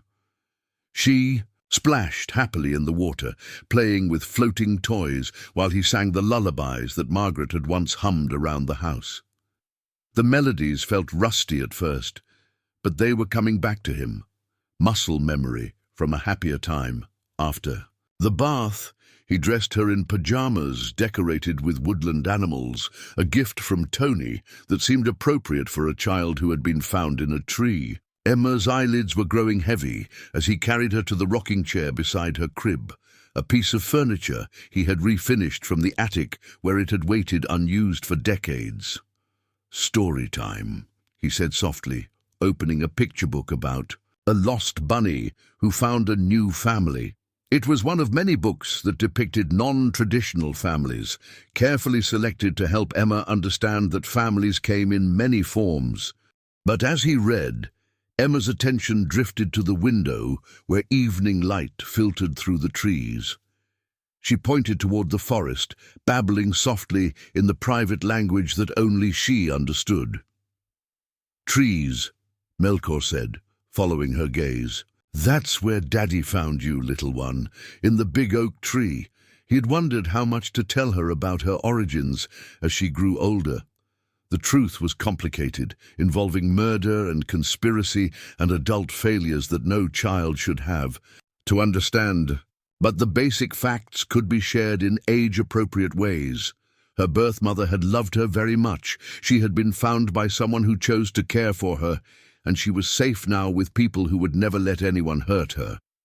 "Someday we'll walk to that tree together," he told her as her eyes finally closed, "and I'll show you exactly where you were when I first heard you crying." Emma's breathing deepened into the steady rhythm of sleep, and Melchior continued rocking gently, reluctant to break the peaceful moment. These quiet times had become precious to him, opportunities to reflect on how completely his life had changed since that October morning when desperate cries had led him away from his planned route through the forest. He had been searching for something that day, though he hadn't known what. Purpose, perhaps, a reason to keep going after Margaret's death had left him adrift and alone. He had found far more than he had dared to hope for. Emma stirred slightly in his arms, making the soft sounds that meant she was dreaming. Whatever images filled her sleeping mind, they seemed peaceful. For now, that was enough. Tomorrow would bring new challenges, teething pain, developmental milestones, the endless vigilance required to keep a curious toddler safe and happy. But tonight, they were simply a father and daughter, sharing the quiet contentment of home. Outside the window, the October wind whispered through the same trees where their story had begun. But inside the house, all was warmth and safety and the promise of countless tomorrows yet to be discovered together. Melchior Daniels had found his purpose in the hollow of an old oak tree, wrapped in a yellow blanket and crying for someone to care. Now, 6 months later, he couldn't imagine his life any other way. 6 months later, Melchior Daniels stood in his backyard, watching Emma take her first tentative steps across the grass. At 10 months old, she had grown into a curious, determined little girl whose blue eyes sparkled with intelligence and mischief. The trauma of her early months seemed to have left no lasting scars, though Melchior often wondered what memories might surface as she grew older. The trial of Vincent Torres and his conspirators had dominated headlines for weeks, exposing a web of corruption that reached into the highest levels of government. Torres received life in prison without parole, while Derek Castellanos disappeared into the federal witness protection program after agreeing to testify against his former employer. The political fallout was still reverberating through Washington, with congressional hearings and special investigations continuing months after the initial arrests. "She's getting faster," Dr. Sarah Chen observed, watching Emma toddle toward a butterfly that had landed on Margaret's old rose bushes. The pediatrician had become a regular visitor to the Daniels household, monitoring Emma's development and providing guidance to Melchior as he navigated the challenges of single parenthood. "Too fast," Melchior replied, moving to intercept Emma. Before she could grab the thorny stems, I'm already worried about keeping up with her when she really starts walking. The adoption had been finalized 3 months earlier, with Judge Patricia Hawkins presiding over a courtroom filled with supporters. Detective Morrison had testified about Melchior's heroic efforts to protect Emma, while Sandra Kellerman spoke about his character and commitment. Even Jake Hoffman had flown down from Montana to add his voice to the chorus of people vouching for Melchior's fitness as a parent. The court finds that the best interests of the child are clearly served by this adoption, Judge Hawkins had declared. Emma Daniels will be raised by a man who has already proven he will sacrifice everything to keep her safe. Emma Daniels. The name still felt strange on Melchior's tongue, but it was growing more natural with each passing day. She was legally his daughter now, with all the rights and responsibilities that entailed. Birth certificates had been amended, insurance policies updated, college funds established. The bureaucratic machinery of parenthood had been set in motion. But the real work of being a father happened in moments like this, watching her discover the world, one careful step at a time. Melchior had never realized how exhausting it could be to see everything through the eyes of someone experiencing it for the first time. Dandelions were fascinating. Cardboard boxes were magical. The neighbor's dog was simultaneously terrifying and wonderful. "Any word from Rachel's sister?" Dr. Chen asked as they settled into chairs on the porch while Emma played with a set of plastic blocks. "Maria visits once a month," Melchior replied. "She was worried at first about Emma living with a stranger, but I think she's come around. She even said Emma has Rachel's stubbornness." The relationship with Maria Santos had been delicate at first. As Rachel's only surviving family member, she had legal standing to contest the adoption if she chose to. But when she saw how Emma responded to Melchior, how comfortable and secure the baby seemed in his care, her objections had melted away. "She wants to be part of Emma's life," Maria had told him during one of her visits. "But she also wants her to be safe and happy." Rachel would have approved of this arrangement. They had established a routine that worked for everyone. Maria would drive up from Seattle on the last weekend of each month, bringing photos of Rachel and stories about Emma's mother's childhood. She was determined that Emma would grow up knowing where she came from, understanding the courage her birth mother had shown in protecting her. The media attention had been intense at first, with reporters camping outside Melchior's house and following Emma's stroller through the park. But public sympathy was overwhelmingly on their side, and most news outlets had eventually moved on to other stories. The few persistent journalists found that Melchior had learned media management from his years as a park ranger, giving brief, factual statements that revealed nothing personal while still respecting their professional obligations. "Mr. Daniels is focused on providing Emma with a normal, stable childhood," his lawyer had told reporters. "He asks that you respect their privacy during this transition period." Normal and stable. Those had become Melchior's guiding principles. As he learned to be a father at 62, Emma needed routine, predictability, and security after the chaos of her early months. So they established patterns, morning walks in the stroller through the forest trails he had once hiked alone, afternoon naps that gave him time to research child development and parenting techniques, evening playtime before bath and bedtime. Stories. The house had been transformed to accommodate its newest resident. Baby gates blocked the stairs. Outlet covers protected electrical connections, and soft corner guards had been installed on every sharp edge. Margaret's sewing room had become Emma's nursery, painted in soft yellows and greens with hand-carved wooden toys that Tony had made during his visits. Tony had surprised everyone by taking to his new role as surrogate grandfather with enthusiasm. He drove down from his mountain cabin every few weeks, teaching Emma wilderness skills that wouldn't be useful for years, but delighted him to demonstrate. She could identify bird calls, recognize animal tracks, and had already shown an unusual fearlessness around the forest creatures that occasionally wandered into the yard. "She's got the ranger gene," Tony declared after watching 8-month-old Emma fearlessly approach a deer that had come to eat apples from their tree. "Just like her old man." The comment had struck Melkor deeply, highlighting how completely Emma had become integrated into his sense of self. He no longer thought of himself as a widower caring for an orphaned child. He was Emma's father, with all the identity shift that entailed. Detective Morrison had become another regular presence in their lives, though his visits were social rather than professional. The Torres case had earned him a promotion to lieutenant, and he had used his new influence to ensure that Emma's safety remained a priority even after the immediate threats had been neutralized. "We're still tracking down associates of Derek and Torres," he had warned Melchior during a recent visit. "Most of them are in custody or hiding, but a few are still unaccounted for. We maintain periodic surveillance on your house just to be safe." The surveillance was discreet enough that Melchior rarely noticed it, but knowing it was there provided peace of mind. Emma's safety remained his primary concern, even as the likelihood of retaliation decreased with each passing month.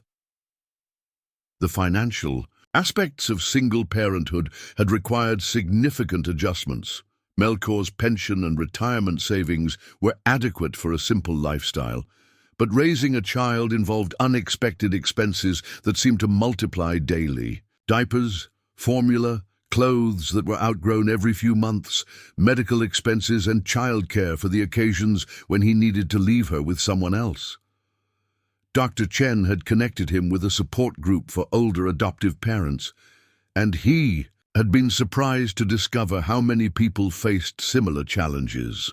There was comfort in sharing experiences with other parents who were learning to change diapers in their 60s, discussing preschool options while dealing with their own aging bodies, and navigating the complex emotions of becoming a parent later in life. "The hardest part isn't the physical demands," another group member had observed. "It's knowing you might not live to see them graduate college, get married, have children of their own." The comment had haunted Melchior for weeks, forcing him to confront mortality in ways he had avoided since Margaret's death. He was 62, reasonably healthy, but realistically had perhaps 20 good years left. Emma would be 20 when he was 82, assuming he lived that long. The realization had prompted him to make careful legal and financial arrangements. Trust funds had been established, guardianship documents prepared, and detailed instructions left for Emma's care if something happened to him. Maria Santos had agreed to serve as backup guardian, while Tony would provide the wilderness wisdom that Melchior considered essential to Emma's education.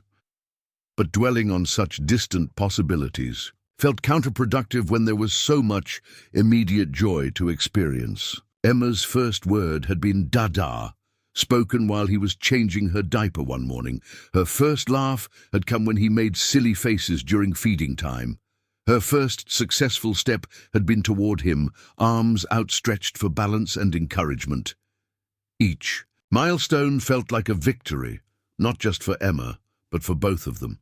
They were building a relationship from scratch, learning to trust and depend on each other in ways that felt both natural and miraculous. The anniversary of finding Emma in the tree hollow had passed quietly, marked only by a private moment of gratitude that Melkor shared with Margaret's photograph. He often wondered what his wife would think of their unconventional family, but he felt certain she would approve. Margaret had always believed that love created families, not genetics or legal documents. She would have adored Emma, he told Dr. Chen, as they watched the little girl stack blocks with intense concentration. "Margaret always said our house was too quiet. It's certainly not quiet now," Dr. Chen observed as Emma knocked over her tower and clapped with delight at the resulting crash. The noise was welcome.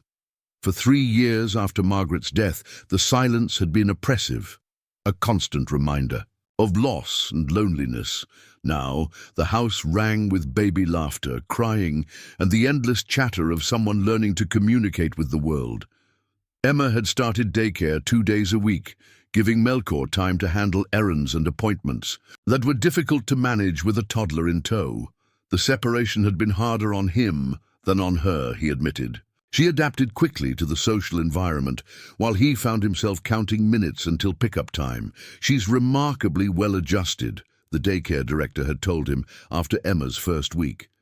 Children who've experienced early trauma often have difficulty trusting new adults, but Emma seems completely secure in her attachments. The comment had been both reassuring and sobering. Emma had experienced trauma, even if she couldn't remember it consciously. Her mother had been murdered. She had been abandoned in the wilderness, and her first months of life had been marked by danger and uncertainty. Yet somehow, she had emerged from those experiences with her capacity for trust and joy intact. Perhaps it was because she had been so young when the trauma occurred. Or perhaps it was because she had been surrounded by people determined to protect and love her. Whatever the reason, Emma showed no signs of the developmental delays or attachment disorders that often affected children with similar histories. As evening approached, Melchior carried a tired Emma inside for her bath and bedtime routine. She splashed happily in the water, playing with floating toys while he sang the lullabies that Margaret had once hummed around the house. The melodies felt rusty at first, but they were coming back to him, muscle memory from a happier time. After the bath, he dressed her in pajamas decorated with woodland animals, a gift from Tony that seemed appropriate for a child who had been found in a tree. Emma's eyelids were growing heavy as he carried her to the rocking chair beside her crib, a piece of furniture he had refinished from the attic where it had waited unused for decades. "Story time," he said softly, opening a picture book about a lost bunny who found a new family. It was one of many books that depicted non-traditional families, carefully selected to help Emma understand that families came in many forms.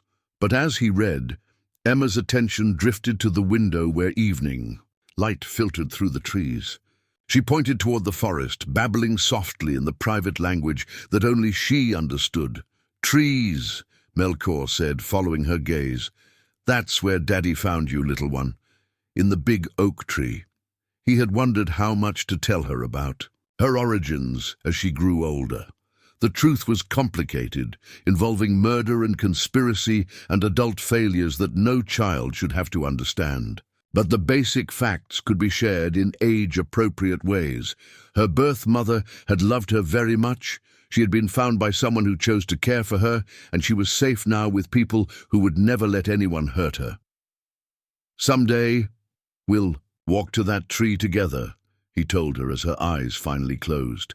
"And I'll show you exactly where you were when I first heard you crying."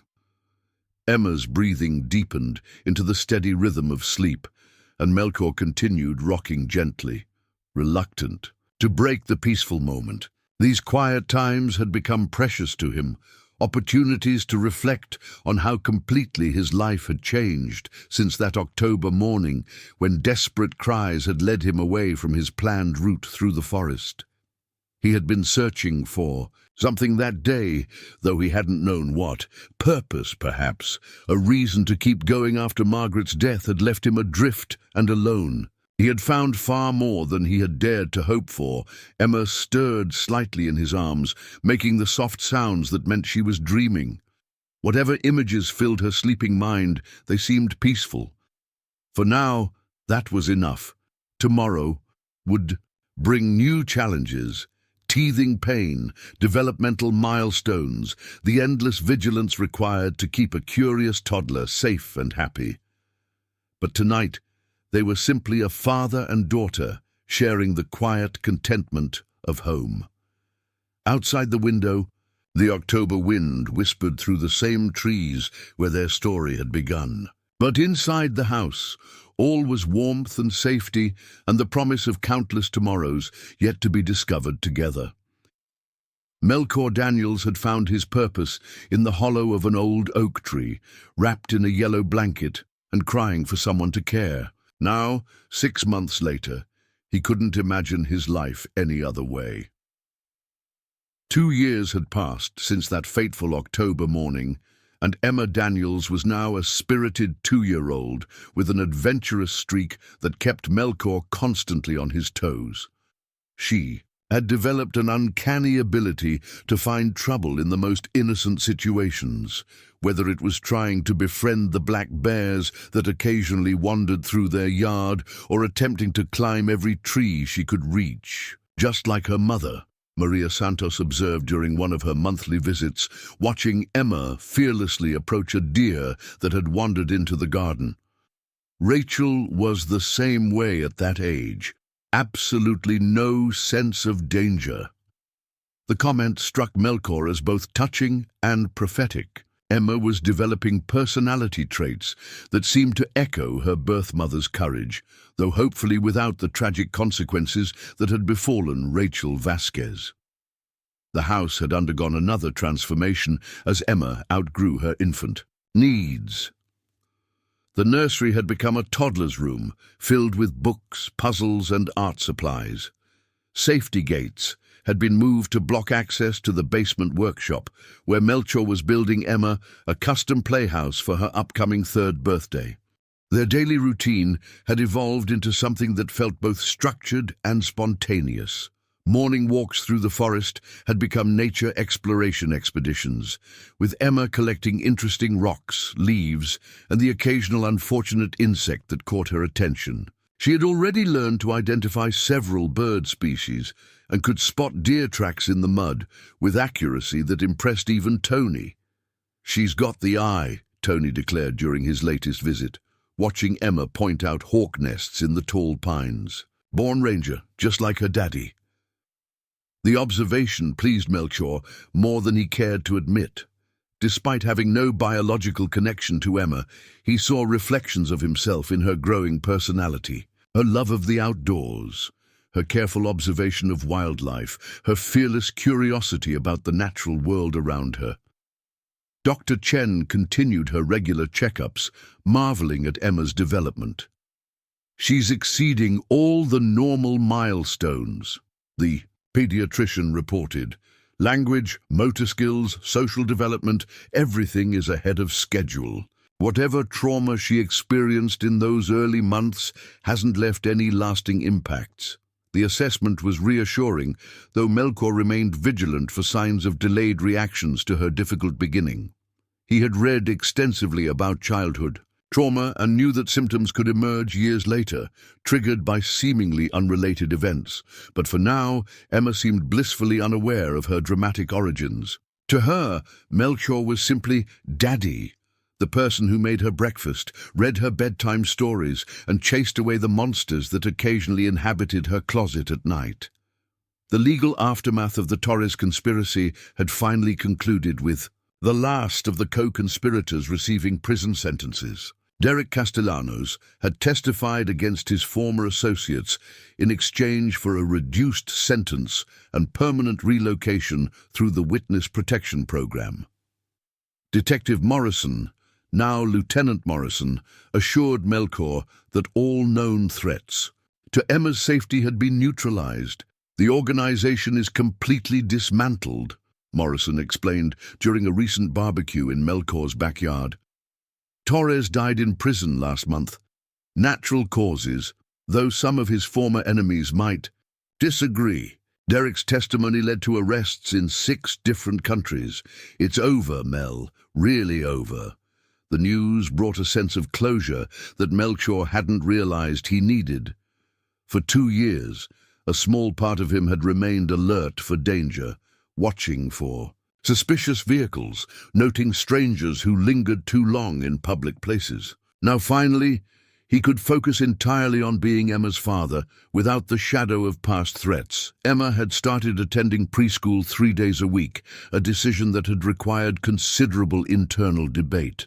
Melchior wanted her to socialize with children her own age, but leaving her in someone else's care still triggered protective instincts that bordered on paranoia. "She needs to learn independence," Dr. Chen had counseled, "and you need to learn that letting her go doesn't mean losing her."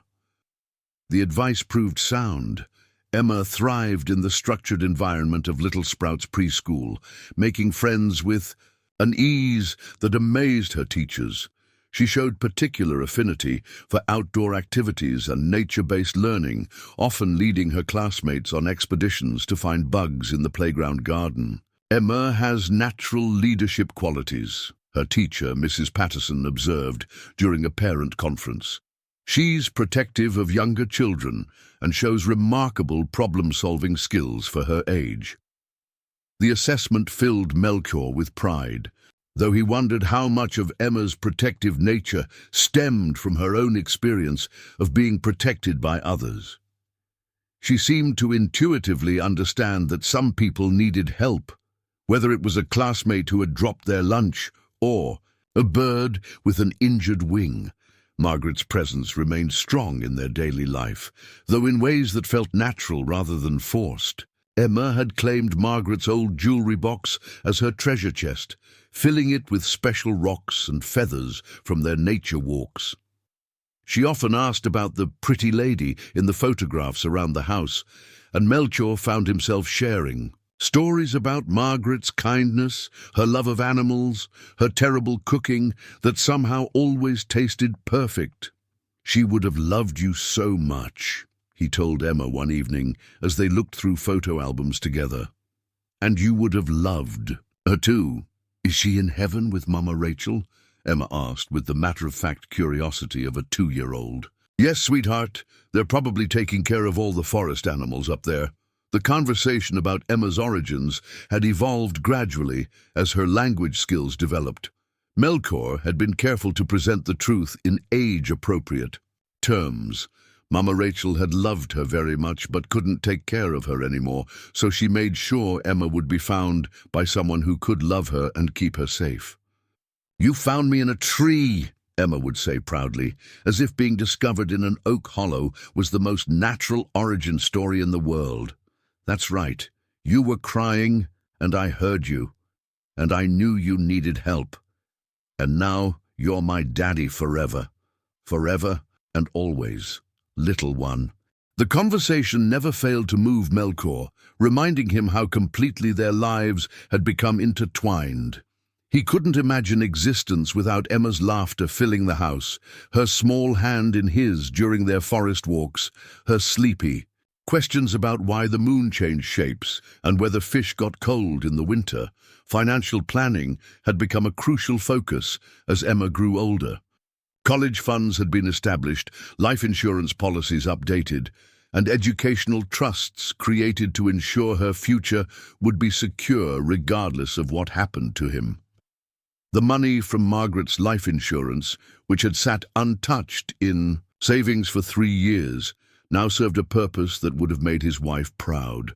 Jake Hoffman had become an unofficial uncle, teaching Emma basic aviation principles during his visits and promising to give her flying lessons when she turned 16. "Assuming her old man's nerves can handle it," he added with a grin that suggested he enjoyed making Melchior nervous about his daughter's future adventures. The 4th annual memorial service for Rachel Vasquez had been held the previous month, attended by Maria Santos, several of Rachel's former colleagues, and a handful of journalists who continued to follow the story. Emma was too young to understand the significance of the gathering, but Melchior had taken her to place flowers on the memorial garden that had been created in Rachel's honor. "This is for your first mommy," he explained, as Emma carefully arranged daisies around the small plaque. "She loved you very much and wanted you to be safe and happy."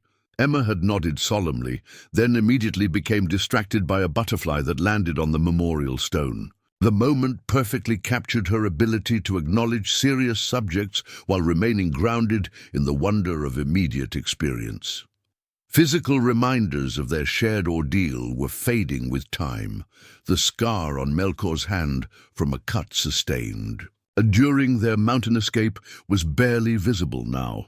Emma's medical records showed no lasting effects from her early illness and exposure. Even the old oak tree where she had been found looked different, with new growth filling in the hollow where she had lain crying for help. But emotional bonds forged during those desperate days remained stronger than ever. Tony continued his role as devoted grandfather, teaching Emma wilderness skills and spoiling her with hand-carved toys. Morrison maintained his protective interest in her welfare, stopping by regularly to share police stories sanitized for young ears. Dr. Chen had become almost family, monitoring not just Emma's physical health, but her emotional development. The support network that had formed around Emma's rescue had evolved into something resembling an extended family, united by shared investment in her well-being. It was larger and more diverse than the traditional nuclear family, but it provided the stability and love that every child deserved. As Emma's third birthday approached, Melchior found himself reflecting on the incredible journey that had brought them together. 3 years ago, he had been a lonely widower walking mountain trails to escape the silence of grief. Now he was a father planning birthday parties and researching preschool curriculums and learning to braid hair for a little girl who trusted him completely. The transformation hadn't been easy. Sleepless nights, endless worry, the constant fear of making mistakes that could damage someone so precious and vulnerable. But it had also been the most rewarding experience of his life, filling empty spaces in his heart that he hadn't even realized existed. "Daddy, look!" Emma's voice interrupted his reverie as she pointed excitedly toward the forest edge, where a family of deer had emerged to graze in the evening light. "I see them, sweetheart. Mama deer and 2 babies. Like us," Emma observed with the simple wisdom of childhood. "A daddy and his little girl. Exactly like us," Melchior agreed, lifting her onto his shoulders for a better view. As they watched the deer family move gracefully through the meadow, Melchior realized that Emma had given him something far more valuable than he had given her. She had rescued him from a life of purposeless grief, showing him that love could create new families from the most unlikely circumstances. The little girl, who had been abandoned in a tree hollow, had grown into the center of a loving family, surrounded by people dedicated to her happiness and security. And the widower who had found her had discovered that sometimes the best way to heal a broken heart was to open it to someone who needed sheltering. Their story had begun with desperate cries in the wilderness, but it would continue with laughter, adventure, and the daily miracles of watching someone discover the world for the first time, forever and always, just as he had promised. Up next, you've got 2 more standout stories right on your screen. If this one hits the mark, you won't want to pass these up. Just click and check them out. And don't forget to subscribe and turn on the notification bell so you don't miss any upload from us.